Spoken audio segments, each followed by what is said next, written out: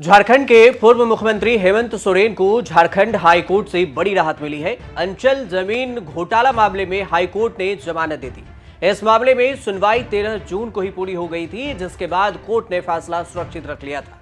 इस मामले में जस्टिस रंगन मुखोपाध्याय इस मामले की सुनवाई कर रहे थे। देखिए, आज ये फैसला जो है आ गया है कि हेमंत सोरेन जो हमारे झारखंड के पूर्व मुख्यमंत्री और जेएमएम के लीडर हैं, उन्हें जमानत की सुविधा मिली है माननीय न्यायमूर्ति रंगन मुखोपाध्याय की अदालत से।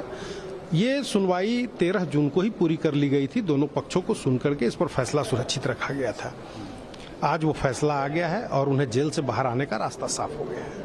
भूमि घोटाले मामले में हेमंत सोरेन को 31 जनवरी को ईडी ने गिरफ्तार किया था। अदालत के फैसले के बाद जेल से अब बाहर आएंगे हेमंत सोरेन। हेमंत सोरेन को राहत मिलने के बाद झारखंड मुक्ति मोर्चा और इंडिया अलायंस के नेता कार्यकर्ताओं में खुशी की लहर है। हेमंत सोरेन के जेल से बाहर आने के बाद झारखंड की राजनीति में कई बदलाव भी देखने को मिल सकता है। हाईकोर्ट में जमानत याचिका पर सुनवाई के दौरान हेमंत सोरेन की ओर से वकील कपिल सिब्बल ने अपनी दलील में कहा था कि यह मामला सिविल नेचर का है। जमीन को भूईहारी बताते हुए कहा था कि इसका ट्रांसफर नहीं हो सकता। इस मामले में कहीं मनी लॉन्ड्रिंग नहीं हुई। दूसरी ओर से ईडी की ओर अदालत में यह भी जानकारी दी गई थी कि जिस जमीन को लेकर हेमंत सोरेन अनभिज्ञता जाहिर कर रहे हैं, यानी कि अनजान बने हुए हैं, उस पर कब्जे के लिए उन्होंने अधिकारियों की मदद ली थी। ईडी का दावा है कि लैंड स्कैम मामले में गिरफ्तार राजस्व कर्मी भानु प्रताप ने भी इस बात को स्वीकार किया है। जांच एजेंसी की ओर से अदालत को यह भी जानकारी दी गई है कि हेमंत सोरेन की ओर से जमीन पर बैंक्वेट हॉल बनाया गया था और यह भी योजना बना रखी थी कि बनाया जाएगा। इसी मामले में अफसर अली, जेएमएम के नेता अंतु तिर्की, प्रियरंजन सहाय, विपिन सिंह और इरशाद समेत 22 लोगों की गिरफ्तारी हो चुकी है। सभी न्यायिक हिरासत में जेल में बंद है। अब समझिए कि क्या है झारखंड का जमीन घोटाला। दरअसल झारखंड के पूर्व मुख्यमंत्री हेमंत सोरेन पर 31 करोड़ रुपए से अधिक के 8.86 एकड़ जमीन अवैध रूप से हासिल करने का आरोप है।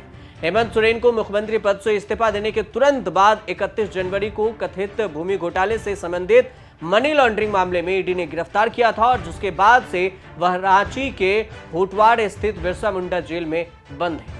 ईडी ने जो जांच की थी इस मामले में, उसमें 191 पन्नों की चार्जशीट में हेमंत सोरेन, राजकुमार पाहन और हिलारियास कश्यप, भानु प्रताप प्रसाद, विनोद सिंह को आरोपी बनाया। उस जमीन के टुकड़े को भी ईडी ने 30 मार्च को कुर्क कर लिया और जिसकी कीमत बताई जाती है 31 करोड़ 7 लाख रुपए से अधिक।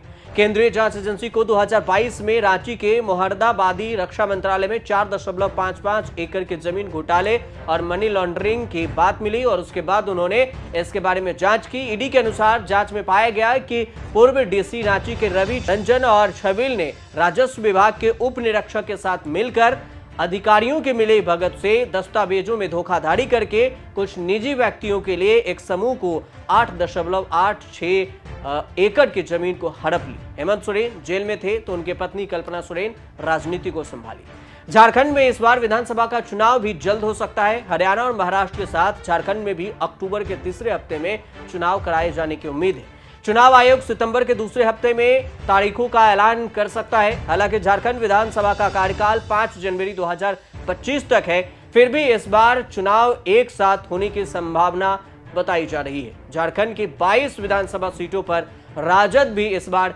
चुनावी मैदान में उतरेगा। लेकिन झारखंड की राजनीति में इंडिया गठबंधन की तरफ से अगर देखें तो एक नई ताकत मिलेगी, वो हेमंत सोरेन को लेकर, क्योंकि हेमंत सोरेन को हाईकोर्ट से जमानत मिली है और अब वो जेल से बाहर आएंगे तो कई बयानबाजी होगी और फिर कई सवाल जवाब भी होंगे। पक्ष और विपक्ष दोनों की ओर से बयानबाजी का दौर जारी रहेगा। विधानसभा चुनाव में क्या कुछ इसका असर पड़ेगा, ये आने वाला वक्त में बताएगा। फिलहाल अब देखते रहिए न्यूज़।